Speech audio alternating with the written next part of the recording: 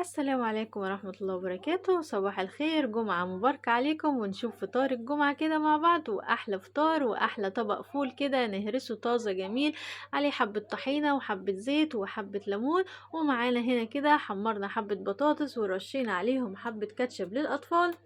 كل الأطفال بيحبوا البطاطس بالكاتشب.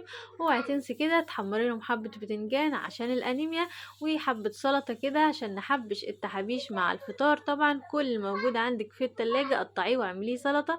وما تنسيش الطحنية طبعا للي يحب يحلي ويحب يعمل سندوتش كده طحنية يفطر بيه. وما ننساش العسل الأسود بالطحينة، أحلى عسل أسود بالطحينة ممكن تاكليه. ومعانا كده أحلى جبنة بيضة، ما تنسيش الجبنة البيضة. وبعدين هنجيب احلى طبق كده، الطبق الرئيسي اشترينا حبة طعمية من بره. ويبقى كده فطار ملوكي، فطار شعبي، فطار كامل متكامل. ويلا كده لو عجبك فطار النهاردة ما تنسيناش كده باشتراك ولايك، وخدي فكرة واطبخي بكرة. وبألف هنا وشفا ليكم ولينا، وجمعة مباركة للجميع، ومع ألف سلامة.